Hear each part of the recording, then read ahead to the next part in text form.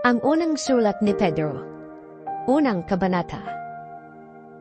Mula kay Pedro, apostol ni Jesucristo, sa mga hinirang ng Diyos na nakakalat sa mga lalawigan ng Ponto, Galacia, Cappadocia, Asia at Bithynia.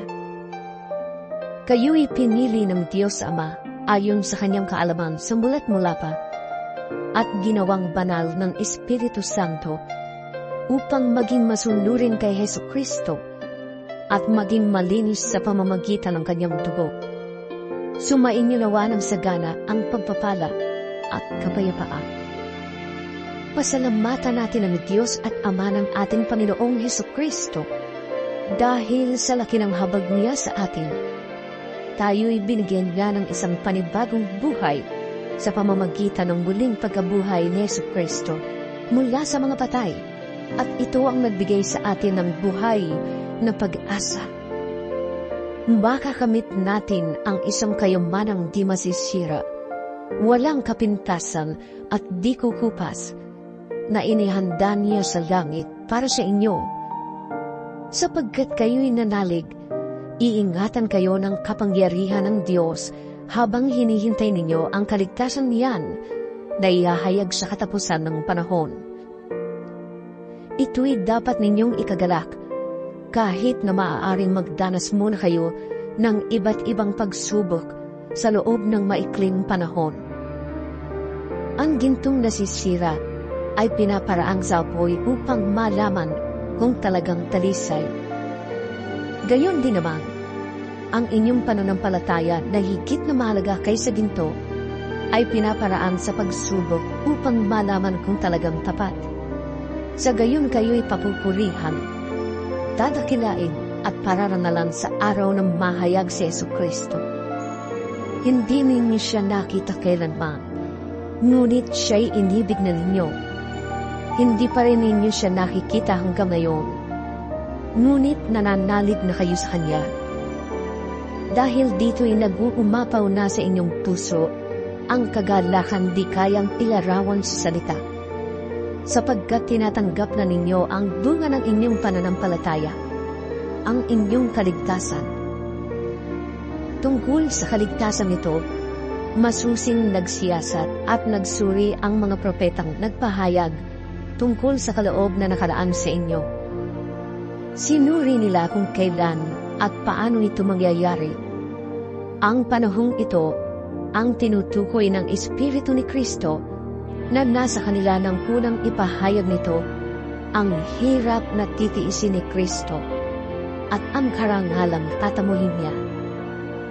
Nang kanilang ipahayag ang mga katotohanan nito, ipinaunawa sa kanila ng Diyos na ang ginagawa nila ay para sa inyo at hindi para sa kanila. Ang mga katotohanan nito'y narinig ninyo ngayon sa mga nangangaral ng magandang balita ng Diyos sa kapangyarihan ng Espiritu Santo na sinugo sa kanila mula sa langit.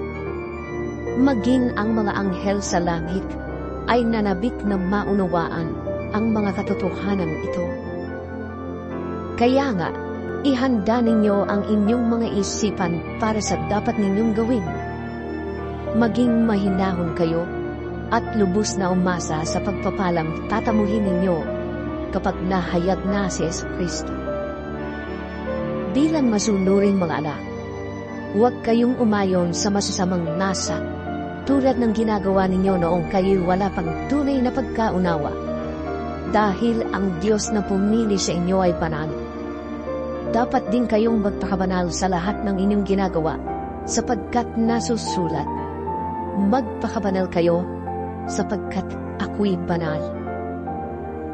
Walang itinatangi ang Diyos, pinapahalagahan niya ang bawat isa ayon sa mga ginawa nito. At dahil tinatawag ninyo siyang Ama, igalang ninyo siya habang kayo'y nabubuhay. Alam ninyo kung ano ang ipinantubo sa inyo sa walang kabuluhang pamumuhay na inyong minana sa inyong mga magulang. Ang ipinantubo sa inyo'y hindi ang mga bagay na nasisira o nauubos, tulad ng ginto o pilak, kundi ang mahalagang dugo ni Kristo. Siya ang korderong walang batik at kapintasan. Pinili na siya ng Diyos sa gawain nito bago pa nilikha ang daigdig. At ipinahayag siya alang-alang sa inyo bago sumapit ang katapusan ng mga panahon. Dahil kay Kristo, nanalig kayo sa Diyos na sa Kanya'y muling bumuhay at nagparangal. Kaya't ang inyong pananampalataya at pag-asa ay nasa Diyos. Ngayong malinis na kayo dahil sa inyong pagsunod sa katotohanan at nagahari na sa inyo ang tapat na pag-iibigan bilang magkakapatid. Naway maging maalab at taos sa puso ang inyong pagmamahal. Sapagkat muli kayong isinilang, hindi sa pamamagitan ng taong may kamatayan, kundi sa bisa ng buhay at di napabagong salita ng Diyos. Ayon sa kasulatan, ang lahat ng tao ay gaya ng damo. Gaya ng bulaklak nito ang lahat niyang karikta. Ang damo ay natutuyo at nalalanta naman ang bulaklak. Ngunit ang salita ng Panginoon ay mamamalagi kailanman. At ang salitang ito, ang magandang balitang ipinangaral sa inyo. Ikalawang kabanata. Kaya nga, talikuran na ninyo ang lahat ng kasamaan, ang lahat ng pandaraya, pagkukunwari, pagkainggit, at paninirang puri.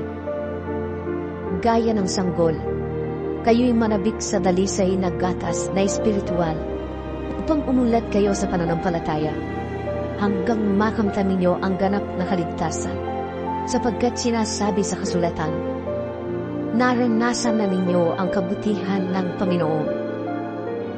Lumapit kayo sa Kanya. Siya ang batong buhay na itinakwil ng mga tao, ngunit pinili ng Diyos at mahalaga sa Kanyang paningin. Tulad ng mga batong buhay, maging bahagi kayo ng isang templong espiritual at bilang pari, mag-alay kayo sa Diyos ng mga handog na espiritual, nakalugod-lugod sa Kanya alang-alang kay Jesucristo. Sapagkat sinasabi ng kasulatan, masdan ninyo, itinayo ko sa Sion ang isang batong panulukan, pinili at mahalaga, hindi mapapahiya ang sino mang nananalig sa Kanya. Kaya nga, mahalaga siya sa inyong mga nananalig sa Kanya. Ngunit sa mga walang pananalig, matutupad ang nasa kasulatan.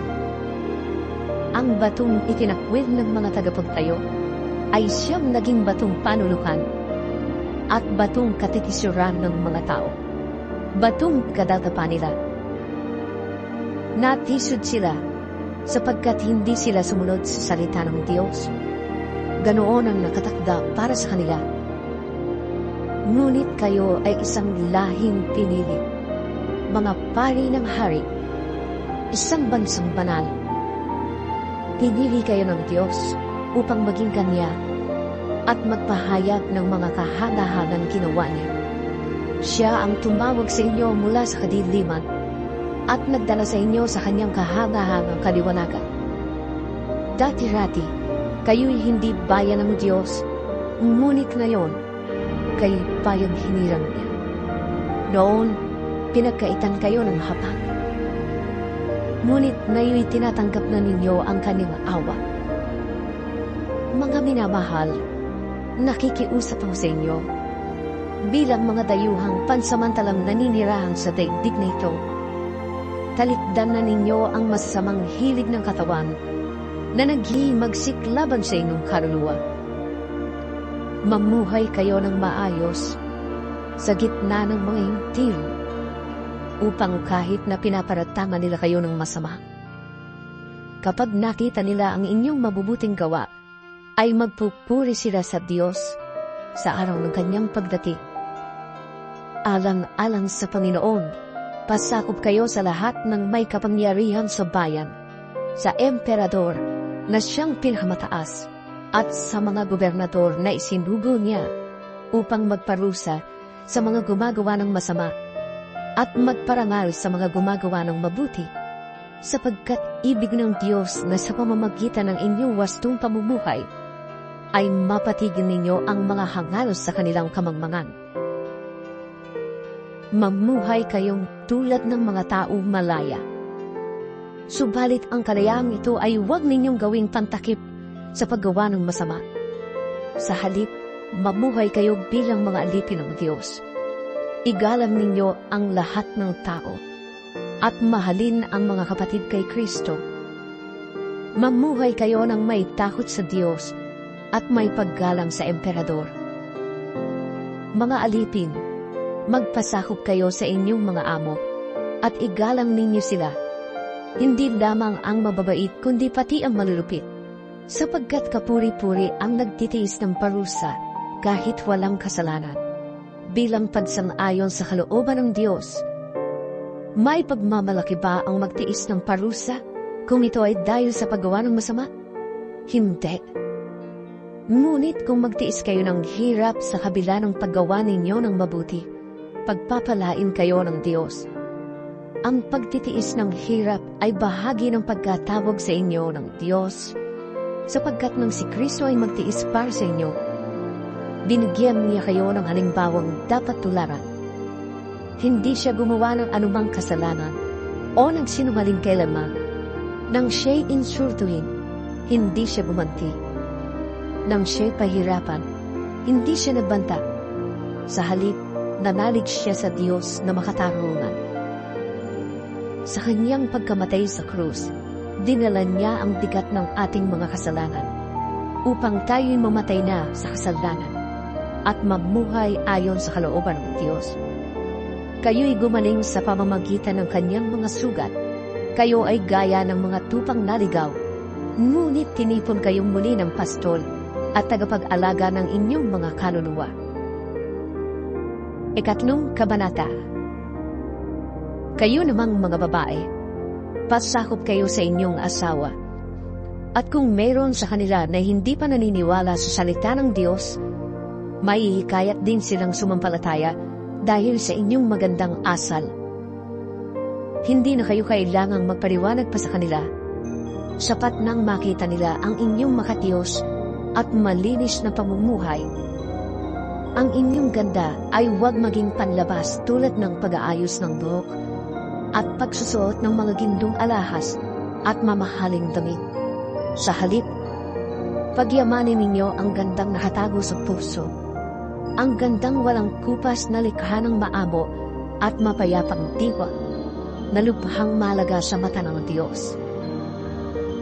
Iyan ang kagandahang ipinakita ng mga banal na babae noong unang panahon. Sila'y umasa sa Diyos at nagpasakop sa kanilang mga asawa. Tulad ni Sarah, sinunod niya at tinawag na Panginoon ang asawa niyang si Abraham. Kayo rin ay mapapabilang sa kanyang mga anak kung matuwid ang inyong mga gawa at kung wala kayong anumang kinatatakutan.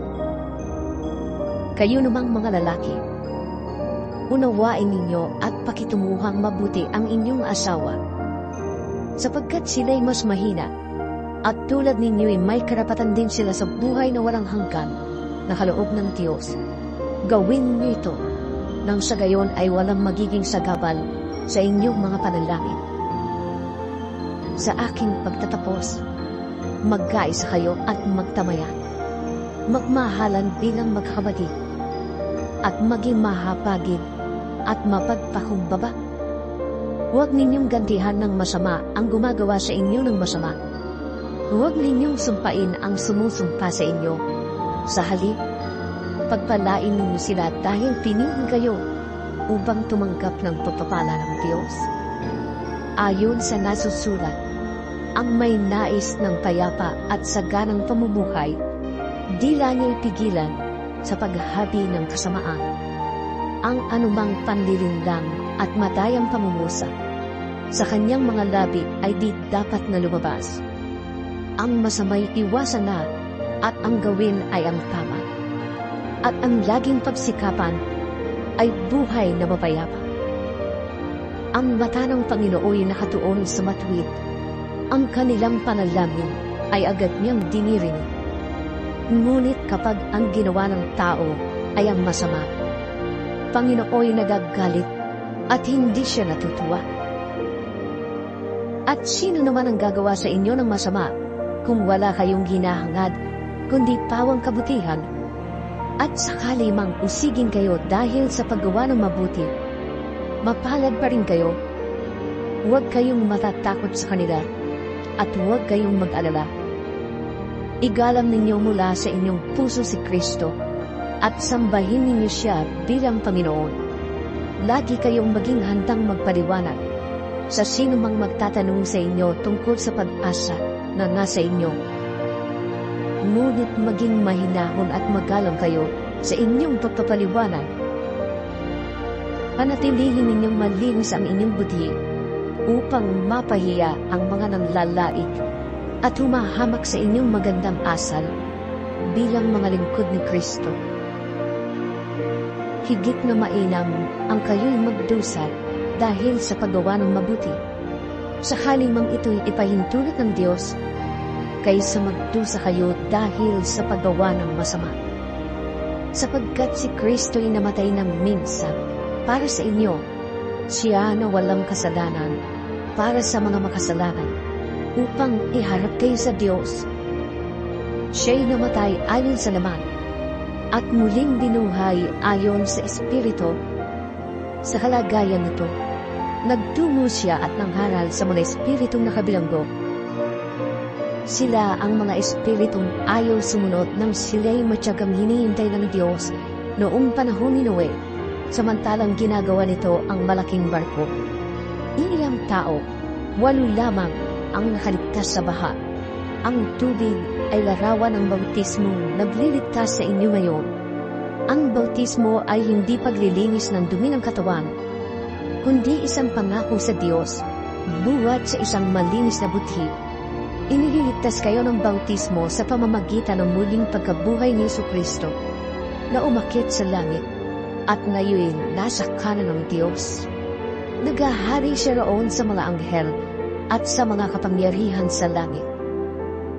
Ika-4 na kabanata. Dahil si Kristo'y nagtiis ng hirap sa buhay na ito, kayo man ay dapat maging handang magtiis, sapagkat ang nagtitiis ng hirap sa buhay na ito ay tumalikod nga sa kasalanan. At ang pinagsisikapan niya sa buhay na ito ay ang sumunod sa kalooban ng Diyos, hindi siya nasa ng laman. Sapat na ang panahong inaksaya ninyo sa paggawa ng mga bagay na kinahuhumalingan ng mga di kumikilala sa Diyos. Kahalayan, masasamang nasa ng laman, paglalasing, walang tigil na pagsasaya, pag-iinuman, at kasuklam-suklam na pagsampa sa mga Diyos-Diyosan. Nagtataka nga sila kung bakit hindi na kayo sumasama ngayon sa kanilang magulong pamumuhay, kaya kayo'y sinisiraan nila. Ngunit mananagot sila sa Diyos na hatol sa mga buhay at mga patay. Ipinangaral din ang magandang balita sa mga patay upang mabuhay pa rin sila sa piling ng Diyos na buhay. Kahit inabot na sila ng kamatayang itinakda sa lahat ng tao. Malapit na ang wakas ng lahat ng bagay, kaya't maging mapagtimpi kayo at panatilihin malinaw ang inyong pag-iisip upang kayo'y makapanalangin. Higit sa lahat, magmahalan kayo ng tapat, sapagkat ang pagmamahal ay pumapawi ng maraming kasalanan. Huwag maging mabigat sa inyong loob ang pagpapatuloy sa inyong mga kapatid sa inyong bahay. Bilang mabubuting katiwala ng iba't ibang kalaog ng Diyos, gamitin ninyo ang kakayahang tinanggap ninyo sa kapakinabangan ng lahat. Ikaw ba'y tagapangaral? Ipangaral mo ang salita ng Diyos. Ikaw ba'y tagapaglingkod? Gamitin mo sa paglilingkod ang lakas na kaloob sa iyo ng Diyos upang sa lahat ng bagay, siya'y papurihan sa pamamagitan ni Jesucristo. Sa Kanya ang kapangyarihan at karangalan magpakailanman. Amen. Mga minamahal, huwag kayong magtaka sa mabibigat na pagsubok na inyong dinaranas na para bang ito'y di pangkaraniwan. Sa halip, magala kayo sa inyong pakikibahagi sa mga hirap ni Kristo upang maging lubos ang inyong kagalakan kapag nahayag na ang kanyang kadakilaan. Mapalad kayo kapag kayo'y iniinsulto dahil kay Kristo sapagkat nasa inyo ang Espiritu ng kaluwalhatian, ang Espiritu ng Diyos. Huwag nawang mangyaring maparusahan ang sinuman sa inyo dahil siya'y mamamatay tao, magnanakaw, salarin, o mapanghimasok sa di dapat panghimasukan. Ngunit kung kayo'y magdusa dahil sa pagiging Kristiyano, huwag ninyong ikahiya ito. Sa halip, magpasalamat kayo sa Diyos sapagkat taglay ninyo ang pangalan ni Kristo. Dumating na ang panahon ng paghuhukom at ito'y magsisimula sa mga pinili ng Diyos. At kung sa atin ito magsisimula, ano kaya ang magiging wakas ng mga hindi sumusunod sa magandang balita ng Diyos? Tulad ng sinasabi ng kasulatan, kung mahirap maligtas ang matuwid na tao, ano kaya ang kahihinatnan ng mga makasalanan at di kumikilala sa Diyos? Kaya nga, ang mga naghihirap dahil sa ito ang kalooban ng Diyos ay dapat magtiwala sa lumikha at magpatuloy sa paggawa ng mabuti.